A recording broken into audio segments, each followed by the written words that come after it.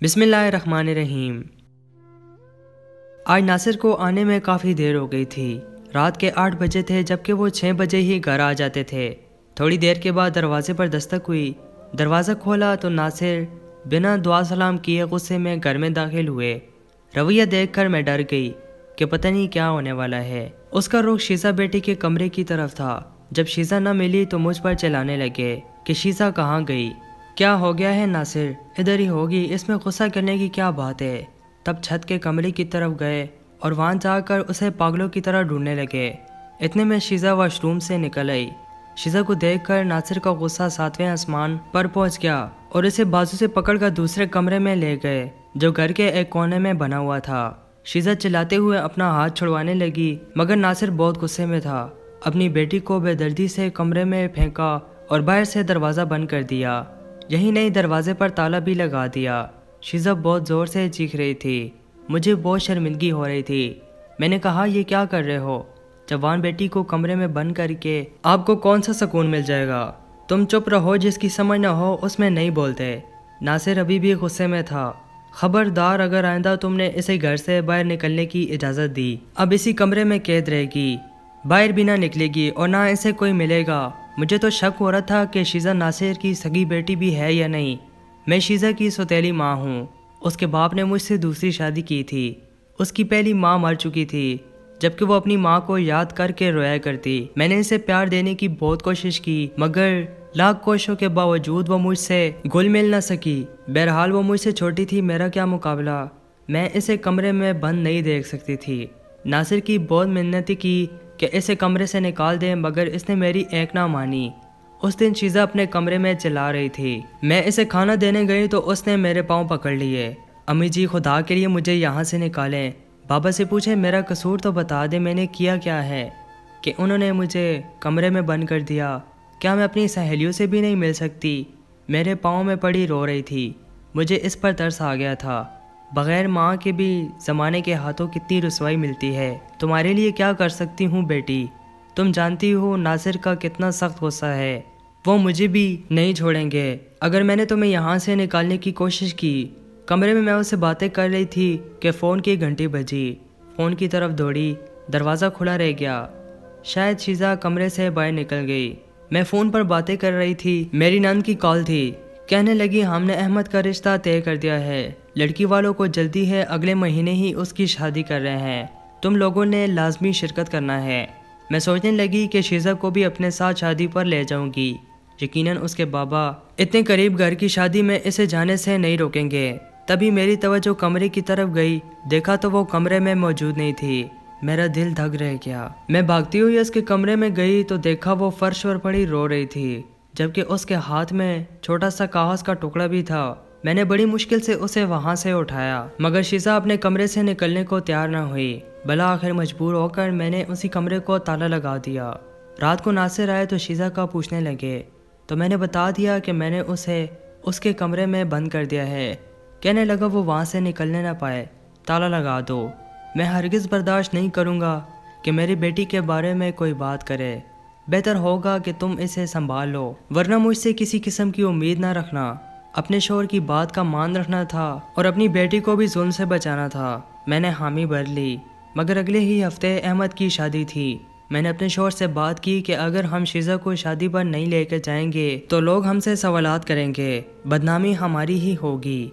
तो बेहतर है शीज़ा को शादी में शिरकत करने दें। अगर इसे रोकेंगे तो मसला खामखा होगा।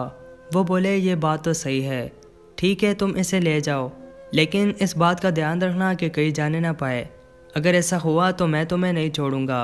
नासिर के तेवर भी बड़े सख्त थे मगर उन्होंने मुझे ये नहीं बताया था कि आखिर शीज़ा का कसूर क्या था जो उन्होंने इसे कमरे में बंद कर दिया। खैर, मैं और शीज़ा बड़ी बेसब्री से अगले हफ्ते का इंतज़ार कर रहे थे। अगला हफ्ता कौन सा दूर था। हम लोगों ने जुमरात की शाम ही जाना था। अहमद के घर खूब चहल पहल थी।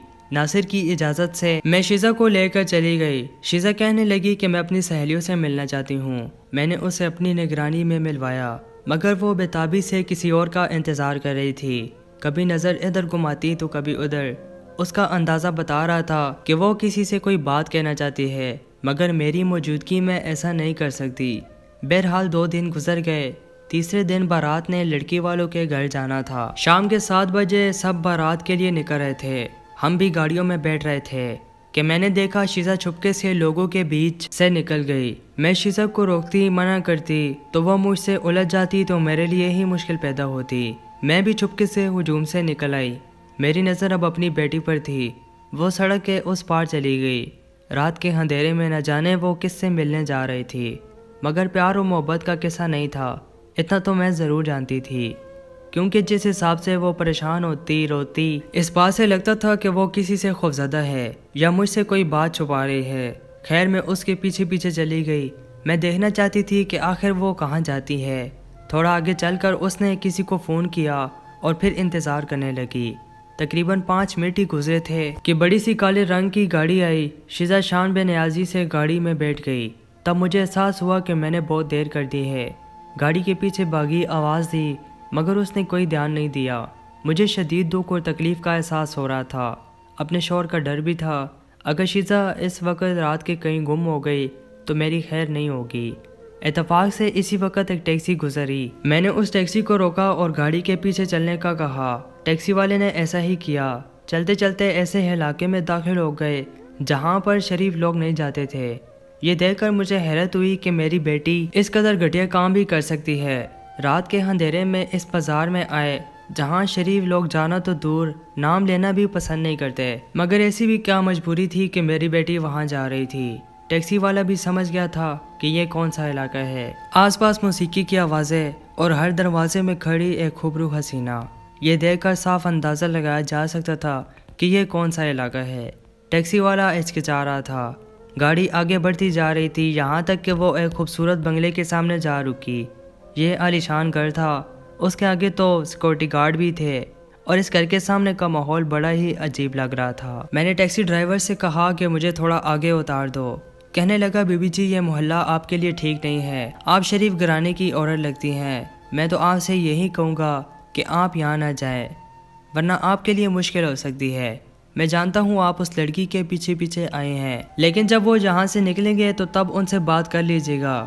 ڈرائیور کی بات صحیح تھی، میں وہیں رک کر شیزہ کا انتظار کرنے لگی، مگر سامنے کھڑے 2 گارڈ نے ہمیں دیکھ لیا اور ہماری گاڑی کے پاس آ کر ہمیں یہاں سے جانے کا کہنے لگے۔ تب ڈرائیور نے گارڈ سے بچنے کے لیے چندہ نامی کسی عورت کا نام لیا، گارڈ سے کہا کہ وہ اس کا انتظار کر رہا ہے۔